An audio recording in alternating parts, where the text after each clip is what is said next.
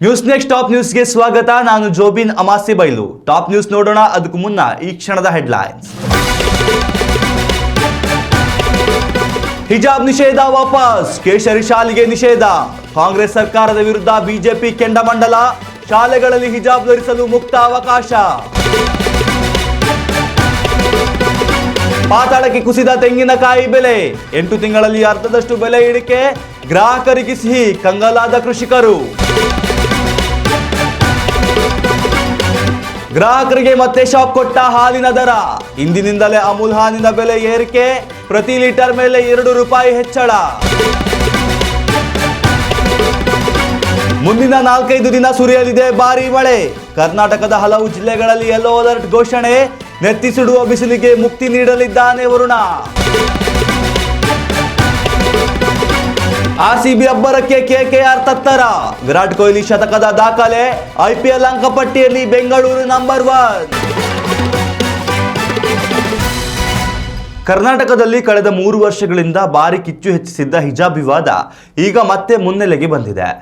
ಮುಂದಿನ ಶೈಕ್ಷಣಿಕ ವರ್ಷದಿಂದ ರಾಜ್ಯದ ಎಲ್ಲಾ ಶಾಲಾ ಕಾಲೇಜುಗಳಲ್ಲಿ ಮುಸ್ಲಿಂ ವಿದ್ಯಾರ್ಥಿನಿಯರು ಹಿಜಾಬ್ ಧರಿಸಲು ಅಧಿಕೃತವಾಗಿ ಅವಕಾಶ ನೀಡಲಾಗುವುದು ಎಂದು ಶಿಕ್ಷಣ ಸಚಿವ ಮಧು ಬಂಗಾರಪ್ಪ ಘೋಷಿಸಿದ್ದಾರೆ. ಸರ್ಕಾರದ ಈ ನಡೆಯು ರಾಜ್ಯ ರಾಜಕೀಯದಲ್ಲಿ ಹೊಸ ಸಂಚಲನ ಮೂಡಿಸಿದ್ದು, ಬಿಜೆಪಿ ನಾಯಕರು ಸರ್ಕಾರದ ವಿರುದ್ಧ ತೀವ್ರ ಆಕ್ರೋಶ ವ್ಯಕ್ತಪಡಿಸಿದ್ದಾರೆ. ಹಿಂದಿನ ಬಿಜೆಪಿ ಸರ್ಕಾರ 2022ರಲ್ಲಿ ಜಾರಿಗೊಳಿಸಿದ ಹಿಜಾಬ್ ನಿಷೇಧ ಆದೇಶವನ್ನ ನಮ್ಮ ಸರ್ಕಾರ ರದ್ದುಪಡಿಸುತ್ತಿದೆ. ಇದು ಕೇವಲ ಹಿಜಾಬ್ಗೆ ಮಾತ್ರ ಸೀಮಿತವಲ್ಲ. ಸಮಾನತೆಯ ಆಧಾರದ ಮೇಲೆ ಹಿಂದೂ ಧರ್ಮದ ಪವಿತ್ರ ದಾರ, ಪೇಟ, ರುದ್ರಾಕ್ಷಿ, ಜನಿವಾರ ಸೇರಿದಂತೆ ಎಲ್ಲ ಧರ್ಮಗಳ ಧಾರ್ಮಿಕ ವಸ್ತುಗಳನ್ನು ಧರಿಸಲು ವಿದ್ಯಾರ್ಥಿಗಳಿಗೆ ಮುಕ್ತ ಅವಕಾಶವಿರುತ್ತದೆ ಎಂದು ಮಧು ಬಂಗಾರಪ್ಪ ತಿಳಿಸಿದ್ದಾರೆ. ವಿದ್ಯಾರ್ಥಿಗಳ ಶೈಕ್ಷಣಿಕ ಹಿತದೃಷ್ಟಿಯಿಂದ ಹಾಗೂ ಧಾರ್ಮಿಕ ಸ್ವಾತಂತ್ರ್ಯವನ್ನು ಗೌರವಿಸುವ ಸಲುವಾಗಿ ಈ ತೀರ್ಮಾನ ಕೈಗೊಳ್ಳಲಾಗಿದೆ ಅನ್ನೋದು ಸರ್ಕಾರದ ವಾದ. ಸರ್ಕಾರ ಹಿಜಾಬ್ ನಿಷೇಧ ವಾಪಸ್ ಪಡೆಯುತ್ತಿದ್ದಂತೆಯೇ ಬಿಜೆಪಿ ನಾಯಕರು ಕಾಂಗ್ರೆಸ್ ಸರ್ಕಾರದ ವಿರುದ್ಧ ಕೆಂಡಾಮಂಡಲವಾಗಿದ್ದಾರೆ. ಸಿದ್ದರಾಮಯ್ಯ ನೇತೃತ್ವದ ಕಾಂಗ್ರೆಸ್ ಸರ್ಕಾರವು ಓಲೈಕೆಯ ರಾಜಕಾರಣ ಮಾಡುತ್ತಿದೆ ಎಂದು ಬಿಜೆಪಿ ಆರೋಪಿಸಿದೆ. ಶಾಲೆಗಳಲ್ಲಿ ಸಮಾನತೆ ಇರಲಿ ಎಂಬ ಕಾರಣಕ್ಕೆ ಸಮವಸ್ತ್ರ ಜಾರಿಗೆ ತರಲಾಗಿತ್ತು. ಆದರೆ ಕಾಂಗ್ರೆಸ್ ಸರ್ಕಾರವು ಮತ ಬ್ಯಾಂಕ್ ಆಗಿ ಶಾಲಾ ಆವರಣವನ್ನು ಧರ್ಮದ ಅಖಾಡ ಮಾಡಲು ಹೊರಟಿದೆ. ನ್ಯಾಯಾಲಯದಲ್ಲಿ ಪ್ರಕರಣ ಬಾಕಿ ಇರುವಾಗ ಇಂತಹ ತರಾತುರಿಯ ನಿರ್ಧಾರವೇಕೆ ಎಂದು ಆರ್ ಅಶೋಕ್ ಪ್ರಶ್ನಿಸಿದ್ದಾರೆ. ಇನ್ನು ಬಿಜೆಪಿಯ ವಿಧಾನ ಪರಿಷತ್ ಸದಸ್ಯ ಸಿಟಿ ರವಿ ಅವರು ಮಾತನಾಡಿ, ಹೈಕೋರ್ಟ್ ಆದೇಶದ ಉಲ್ಲಂಘನೆ ಮಾಡುವ ಮೂಲಕ ಸರ್ಕಾರವು ನ್ಯಾಯಾಂಗದ ಮೇಲೆ ಸವಾರಿ ಮಾಡುತ್ತಿದೆ. ನಾವು ಇದರ ವಿರುದ್ಧ ಹೋರಾಟ ರೂಪಿಸುತ್ತೇವೆ ಎಂದು ಎಚ್ಚರಿಸಿದ್ದಾರೆ. 2022ರ ಆರಂಭದಲ್ಲಿ ಉಡುಪಿಯ ಸರ್ಕಾರಿ ಕಾಲೇಜಿನಲ್ಲಿ ಆರಂಭವಾದ ಈ ವಿವಾದ ಕರ್ನಾಟಕ ಹೈಕೋರ್ಟ್ ಮೆಟ್ಟಿಲೇರಿತ್ತು. ವಿಚಾರಣೆ ನಡೆಸಿದ ಹೈಕೋರ್ಟ್ನ ತ್ರಿಸದಸ್ಯ ಪೀಠ ಹಿಜಾಬ್ ಧರಿಸುವುದು ಇಸ್ಲಾಂ ಧರ್ಮದ ಅತ್ಯಗತ್ಯ ಆಚರಣೆಯಲ್ಲ ಎಂದು ಅಭಿಪ್ರಾಯಪಟ್ಟು ಬಿಜೆಪಿ ಸರ್ಕಾರದ ಆದೇಶವನ್ನು ಎತ್ತಿ ಹಿಡಿದಿತ್ತು. ತದನಂತರ ಸುಪ್ರೀಂ ಕೋರ್ಟ್ನಲ್ಲಿ ಈ ಬಗ್ಗೆ ವಿಭಜಿತ ತೀರ್ಪು ಬಂದಿದ್ದರಿಂದ ಪ್ರಕರಣವು ಪ್ರಸ್ತುತ ವಿಸ್ತೃತ ಪೀಠದ ಮುಂದಿದೆ. ಈ ಹಂತದಲ್ಲೇ ಕಾಂಗ್ರೆಸ್ ಸರ್ಕಾರವು ನಿಷೇಧ ತೆರವಿಗೆ ಮುಂದಾಗಿರುವುದು ಚರ್ಚೆಗೆ ಗ್ರಾಸವಾಗಿದೆ. ಒಂದೆಡೆಯಲ್ಲಿ ಕಾಂಗ್ರೆಸ್ ಹಾಗೂ ಬಿಜೆಪಿ ನಾಯಕರು ರಾಜಕೀಯ ಜಟಾಪಟಿ ನಡೆಸುತ್ತಿದ್ದರೆ, ಮತ್ತೊಂದೆಡೆಯಲ್ಲಿ ಪೋಷಕರು ಹಾಗೂ ಶಿಕ್ಷಣ ತಜ್ಞರಲ್ಲಿ ಆತಂಕ ಶುರುವಾಗಿದೆ. ಕಳೆದ ಬಾರಿ ಹಿಜಾಬ್ ಮತ್ತು ಕೇಸರಿ ಶಾಲು ವಿವಾದದಿಂದಾಗಿ ಶೈಕ್ಷಣಿಕ ವಾತಾವರಣ ಹದಗೆಟ್ಟಿತ್ತು. ಈಗ ಮತ್ತೆ ಅದೇ ಪರಿಸ್ಥಿತಿ ಮರುಕಳಿಸಬಹುದೇ ಎಂಬ ಭೀತಿ ಪೋಷಕರನ್ನ ಕಾಡುತ್ತಿದೆ. ಮಕ್ಕಳ ವಿದ್ಯಾಭ್ಯಾಸಕ್ಕೆ ತೊಂದರೆಯಾಗದಂತೆ ಸರ್ಕಾರವು ಶಾಂತಿ ಮತ್ತು ಸುವ್ಯವಸ್ಥೆ ಕಾಪಾಡಬೇಕು ಎಂಬುದು ಸಾರ್ವಜನಿಕರ ಆಗ್ರಹವಾಗಿದೆ. ಮುಂದಿನ ಶೈಕ್ಷಣಿಕ ವರ್ಷದಿಂದ ಜಾರಿಗೆ ಬರಲಿರುವ ಈ ಹೊಸ ನಿಯಮವು ಶಾಲಾ ಆವರಣದಲ್ಲಿ ಸಮಾನತೆಯ ತರುತ್ತದೆಯೇ ಅಥವಾ ಮತ್ತೆ ಪರವಿರೋಧದ ಸಂಘರ್ಷಕ್ಕೆ ನಾಂದಿ ಹಾಡುತ್ತದೆಯೇ ಎಂಬುದನ್ನು ಕಾದು ನೋಡಬೇಕಿದೆ. ಉತ್ತಮ ಸಂಸ್ಕಾರಯುತ ಶಿಕ್ಷಣದೊಂದಿಗೆ VSS English medium CBSE school Udupi Muddur. ನರ್ಸರಿಯಿಂದ 10ನೇ ತರಗತಿವರೆಗೆ ಶಿಕ್ಷಣದ ಜೊತೆಗೆ 5ರಿಂದ 10ನೇ ತರಗತಿವರೆಗಿನ ವಿದ್ಯಾರ್ಥಿನಿಯರಿಗೆ ಉತ್ತಮ ಹಾಸ್ಟೆಲ್ ಸೌಲಭ್ಯವೂ ಇದೆ. ನಿಮ್ಮ ಮಕ್ಕಳ ಪ್ರವೇಶಾತಿಗಾಗಿ ಈ ಸಂಖ್ಯೆಗೆ ಕರೆ ಮಾಡಿ. ಕಲ್ಪವೃಕ್ಷವನ್ನೇ ನಂಬಿ ಬದುಕುತ್ತಿರುವ ತೆಂಗು ಬೆಳೆಗಾರರಿಗೆ ಈಗ ಬೆಲೆ ಏರಿಳಿತದ ಭೀತಿ ಎದುರಾಗಿದೆ. ಕಳೆದ 8 ತಿಂಗಳ ಅವಧಿಯಲ್ಲಿ ತೆಂಗಿನಕಾಯಿ ಬೆಲೆ 50%ಕ್ಕಿಂತಲೂ ಹೆಚ್ಚು ಕುಸಿತ ಕಂಡಿದೆ. ಮಾರುಕಟ್ಟೆಯ ಈ ದಿಢೀರ್ ಬದಲಾವಣೆ ರೈತರನ್ನ ಸಂಕಷ್ಟಕ್ಕೆ ದೂಡಿದೆ. ಕೇವಲ ತೆಂಗಿನಕಾಯಿ ಮಾತ್ರವಲ್ಲದೆ ತೆಂಗಿನೆಣ್ಣೆ ಬೆಲೆಯಲ್ಲೂ ಗಣನೀಯವಾಗಿ ಇಳಿಕೆಯಾಗಿದ್ದು, ಗ್ರಾಹಕರಿಗೆ ಸಿಹಿಯಾಗಿದ್ದರೂ ಬೆಳೆಗಾರರಿಗೆ ಮಾತ್ರ ಕಹಿಯಾಗಿದೆ. ಕಳೆದ ವರ್ಷ ಹಸಿ ತೆಂಗಿನಕಾಯಿ ಬೆಲೆ ಪ್ರತಿ ಕೆಜಿಗೆ ಅಂದಾಜು 100 ರೂಪಾಯಿ ತಲುಪಿತ್ತು. ನಂತರದ ದಿನಗಳಲ್ಲಿ 60ರಿಂದ 65 ರೂಪಾಯಿ ಆಸುಪಾಸಿನಲ್ಲಿದ್ದ ಬೆಲೆ ಈಗ ದಿಢೀರನೆ 40ರಿಂದ 41 ರೂಪಾಯಿಗೆ ಕುಸಿದಿದೆ. ಇದು ಕೃಷಿಕರ ಆದಾಯದ ಮೇಲೆ ನೇರ ಪೆಟ್ಟು ನೀಡಿದೆ. ಮತ್ತೊಂದೆಡೆ ತೆಂಗಿನೆಣ್ಣೆ ಮಾರುಕಟ್ಟೆಯು ತಣ್ಣಗಾಗಿದೆ.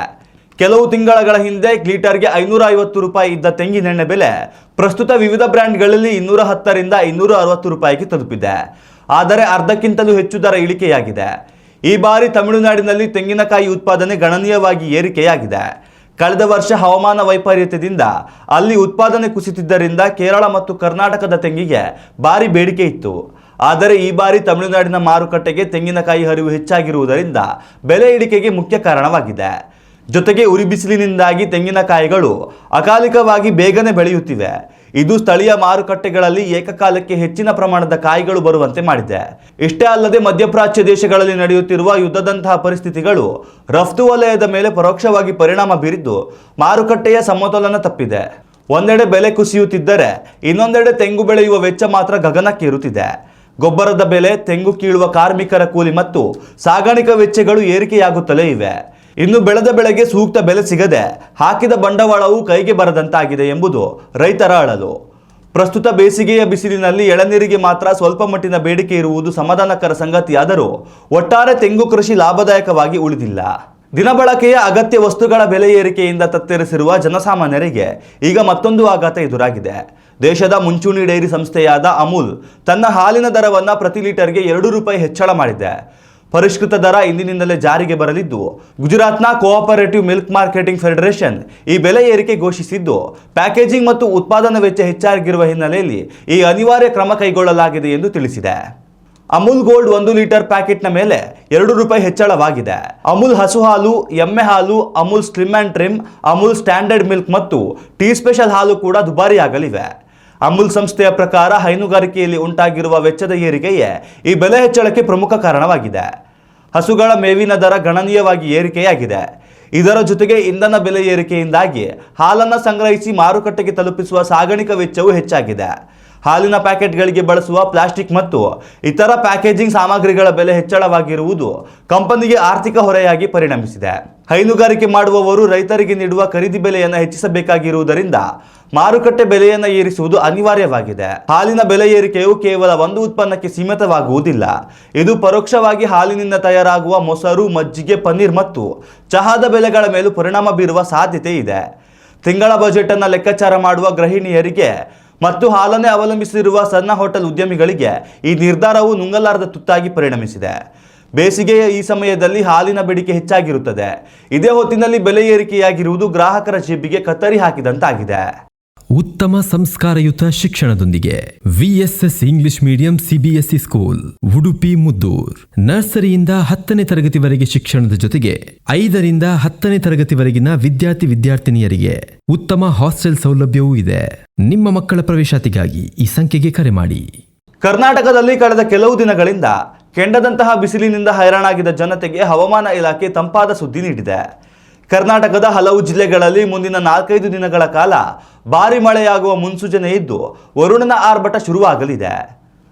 ಈ ಮೂಲಕ ಸುಡುತ್ತಿರುವ ಬಿಸಿಲಿನಿಂದ ಮುಕ್ತಿ ಸಿಗುವ ಕಾಲ ಹತ್ತಿರ ಬಂದಿದೆ. ಭಾರತೀಯ ಹವಾಮಾನ ಇಲಾಖೆ ನೀಡಿರುವ ಇತ್ತೀಚಿನ ವರದಿಯ ಪ್ರಕಾರ ರಾಜ್ಯದ ಕರಾವಳಿ, ಮಲೆನಾಡು ಮತ್ತು ದಕ್ಷಿಣ ಒಳನಾಡಿನ ಹಲವು ಭಾಗಗಳಲ್ಲಿ ಗುಡುಗು ಸಹಿತ ಭಾರಿ ಮಳೆಯಾಗುವ ಸಾಧ್ಯತೆ ಇದೆ. ಹವಾಮಾನ ಇಲಾಖೆಯು ಕರಾವಳಿ ಜಿಲ್ಲೆಗಳಾದ ದಕ್ಷಿಣ ಕನ್ನಡ, ಉಡುಪಿ ಮತ್ತು ಉತ್ತರ ಕನ್ನಡ ಜಿಲ್ಲೆಗಳಿಗೆ ಮುಂದಿನ 48 ಗಂಟೆಗಳ ಕಾಲ ಯೆಲ್ಲೋ ಅಲರ್ಟ್ ಘೋಷಿಸಿದೆ. ಇಲ್ಲಿ ಸಮುದ್ರ ತೀರದಲ್ಲಿ ಗಾಳಿಯ ವೇಗ ಹೆಚ್ಚಿರಲಿದ್ದು ಭಾರಿ ಮಳೆಯಾಗುವ ಸಾಧ್ಯತೆ ಇದೆ. ಮಲೆನಾಡು ಭಾಗದ ಚಿಕ್ಕಮಗಳೂರು, ಶಿವಮೊಗ್ಗ, ಹಾಸನ ಮತ್ತು ಕೊಡಗು ಜಿಲ್ಲೆಗಳಲ್ಲೂ ಮಳೆಯ ಆರ್ಭಟ ಜೋರಿರಲಿದ್ದು ತಂಪು ವಾತಾವರಣ ನಿರ್ಮಾಣವಾಗಲಿದೆ.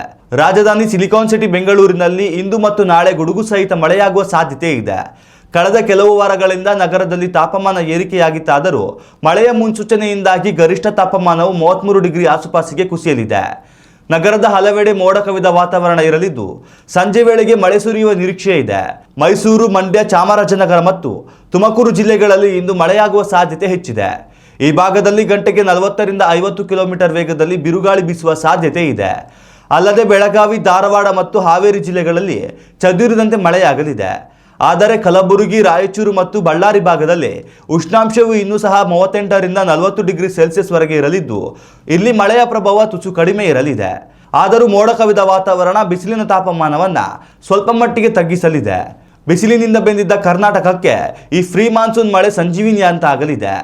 ಜೂನ್ ಮೊದಲ ವಾರದಲ್ಲಿ ಕೇರಳಕ್ಕೆ ಮುಂಗಾರು ಪ್ರವೇಶಿಸುವ ನಿರೀಕ್ಷೆ ಇದ್ದು, ಅದಕ್ಕೂ ಮುನ್ನವೇ ರಾಜ್ಯದ ಹಲವೆಡೆಯಲ್ಲಿ ಸುರಿಯುತ್ತಿರುವ ಈ ಮಳೆ ಕೃಷಿ ಚಟುವಟಿಕೆಗಳಿಗೆ ವೇಗ ನೀಡಲಿದೆ. ಇಂಡಿಯನ್ ಪ್ರೀಮಿಯರ್ ಲೀಗ್ನ 57ನೇ ಪಂದ್ಯದಲ್ಲಿ ರಾಯಲ್ ಚಾಲೆಂಜರ್ಸ್ ಬೆಂಗಳೂರು ತಂಡವು ಕೋಲ್ಕತ್ತಾ ನೈಟ್ ರೈಡರ್ಸ್ ವಿರುದ್ಧ ಪಂದ್ಯದಲ್ಲಿ ವಿರಾಟ್ ಕೊಹ್ಲಿ ಅವರ ಆಕರ್ಷಕ ಅರ್ಧಶತಕ ನೆರವಿನಿಂದ 6 ವಿಕೆಟ್ಗಳ ಭರ್ಜರಿ ಜಯ ಸಾಧಿಸಿದೆ. ಈ ಗೆಲುವಿನೊಂದಿಗೆ ಆರ್ಸಿಬಿ ತಂಡವು ಅಂಕಪಟ್ಟಿಯಲ್ಲಿ ಅಗ್ರಸ್ಥಾನಕ್ಕೇರಿದ್ದು ಅಭಿಮಾನಿಗಳಲ್ಲಿ ಸಂಭ್ರಮ ಮುಗಿಲು ಮುಟ್ಟಿದೆ. ಕಳೆದ 2 ಪಂದ್ಯಗಳಲ್ಲಿ ಶೂನ್ಯಕ್ಕೆ ಔಟ್ ಆಗಿ ಅಭಿಮಾನಿಗಳಲ್ಲಿ ನಿರಾಸೆ ಮೂಡಿಸಿದ ರನ್ ಮಿಷನ್ ವಿರಾಟ್ ಕೊಹ್ಲಿ ಈ ಪಂದ್ಯದಲ್ಲಿ ಹಳೆಯ ಲಯಕ್ಕೆ ಮರಳಿದರು. ಕೆಕೆಆರ್ ಬೌಲರ್ಗಳನ್ನ ಮನಬಂದಂತೆ ದಂಡಿಸಿದ ಕೊಹ್ಲಿ ಕೇವಲ 60 ಎಸೆತಗಳಲ್ಲಿ ಅಜೇಯ 105 ರನ್ಗಳನ್ನು ಸಿಡಿಸಿದ್ದಾರೆ. ಈ ಶತಕದ ಮೂಲಕ ವಿರಾಟ್ ಕೊಹ್ಲಿ T20 ಕ್ರಿಕೆಟ್ ಇತಿಹಾಸದಲ್ಲಿ 14,000 ರನ್ ಪೂರೈಸಿದ ಮೊದಲ ಭಾರತೀಯ ಕ್ರಿಕೆಟಿಗ ಎನಿಸಿದ್ದಾರೆ. ಅಲ್ಲದೆ ವಿಶ್ವದ ವೇಗದ ಬ್ಯಾಟರ್ ಆಟಗಾರರಾಗಿ ಹೊರಹೊಮ್ಮಿದ್ದಾರೆ. ವಿರಾಟ್ ಕೊಹ್ಲಿ 409 ಇನ್ನಿಂಗ್ಸ್ ಮೂಲಕ ಈ ದಾಖಲೆ ಬರೆದಿದ್ರೆ, ಕ್ರಿಸ್ ಗೇಲ್ 423 ಇನ್ನಿಂಗ್ಸ್ನಲ್ಲಿ ಈ ಸಾಧನೆಯನ್ನ ಮಾಡಿದ್ರು. ಅದರಲ್ಲೂ ಕೆಕೆಆರ್ ತಂಡದ ವಿರುದ್ಧ ಐಪಿಎಲ್ನಲ್ಲಿ ಅತಿ ಹೆಚ್ಚು ಬಾರಿ 50ಕ್ಕಿಂತ ಹೆಚ್ಚು ರನ್ ಗಳಿಸಿದ ಆಟಗಾರ ಎನಿಸಿಕೊಂಡಿದ್ದಾರೆ. ಮೊದಲು ಬ್ಯಾಟಿಂಗ್ ಆಯ್ಕೆ ಮಾಡಿದ್ದ ಕೆಕೆಆರ್ ಯುವ ಆಟಗಾರ ಅಂಕ್ರಿಶ್ ರಘುವಂಶಿ ಮತ್ತು ರಿಂಕು ಸಿಂಗ್ ಭರ್ಜರಿ ಆಟದ ನೆರವಿನಿಂದ 20 ಓವರ್ಗಳಲ್ಲಿ 4 ವಿಕೆಟ್ ನಷ್ಟಕ್ಕೆ 192 ರನ್ಗಳನ್ನು ಕಲೆ ಹಾಕಿತ್ತು. ಕೆಕೆಆರ್ ನೀಡಿದ್ದ ಬೃಹತ್ ಮೊತ್ತವನ್ನು ಬೆನ್ನಟ್ಟಿದ್ದ ಆರ್ಸಿಬಿ ತಂಡಕ್ಕೆ ಆರಂಭಿಕ ಆಘಾತ ಎದುರಾದರೂ ವಿರಾಟ್ ಕೊಹ್ಲಿ ಮತ್ತು ದೇವದತ್ ಪಡಿಕ್ಕಲ್ 92 ರನ್ಗಳ ಜೊತೆಯಾಟ ತಂಡವನ್ನ ಗೆಲುವಿನ ಹತ್ತಿರಕ್ಕೆ ಕೊಂಡೊಯ್ದಿದೆ. ಈ ಗೆಲುವಿನೊಂದಿಗೆ ಆರ್ಸಿಬಿ ಒಟ್ಟು 12 ಪಂದ್ಯಗಳಲ್ಲಿ 8 ಜಯದೊಂದಿಗೆ 16 ಅಂಕಗಳನ್ನು ಗಳಿಸಿ ಪಾಯಿಂಟ್ಸ್ ಟೇಬಲ್ನಲ್ಲಿ ಮೊದಲ ಸ್ಥಾನಕ್ಕೇರಿದೆ. ಗುಜರಾತ್ ಟೈಟನ್ಸ್ ಕೂಡ 16 ಅಂಕಗಳನ್ನು ಹೊಂದಿದ್ದರೂ ಉತ್ತಮ ನೆಟ್ ರನ್ ರೇಟ್ ಹೊಂದಿರುವ ಬೆಂಗಳೂರು ತಂಡ ಅಗ್ರಸ್ಥಾನ ಕಾಯ್ದುಕೊಂಡಿದೆ. ಸನ್ರೈಸರ್ಸ್ ಹೈದರಾಬಾದ್ ತಂಡ 14 ಅಂಕಗಳೊಂದಿಗೆ 4ನೇ ಸ್ಥಾನದಲ್ಲಿದೆ. ಉಳಿದಂತೆ 1 ಸ್ಥಾನಕ್ಕೆ 5 ತಂಡಗಳು ಪೈಪೋಟಿ ನಡೆಸಬೇಕಾಗಿದೆ. ಇನ್ನಷ್ಟು ತಾಜಾ ಸುದ್ದಿಗಳಿಗಾಗಿ ನೋಡ್ತಾ ಇರಿ ನ್ಯೂಸ್ ನೆಕ್ಸ್ಟ್. ಇದು ವರ್ತಮಾನದ ಕೈಗನ್ನಡಿ. ಉತ್ತಮ ಸಂಸ್ಕಾರಯುತ ಶಿಕ್ಷಣದೊಂದಿಗೆ VSS English medium CBSE school Udupi Muddur. ನರ್ಸರಿಯಿಂದ 10ನೇ ತರಗತಿವರೆಗೆ ಶಿಕ್ಷಣದ ಜೊತೆಗೆ 5ರಿಂದ 10ನೇ ತರಗತಿವರೆಗಿನ ವಿದ್ಯಾರ್ಥಿನಿಯರಿಗೆ ಉತ್ತಮ ಹಾಸ್ಟೆಲ್ ಸೌಲಭ್ಯವೂ ಇದೆ. ನಿಮ್ಮ ಮಕ್ಕಳ ಪ್ರವೇಶಾತಿಗಾಗಿ ಈ ಸಂಖ್ಯೆಗೆ ಕರೆ ಮಾಡಿ.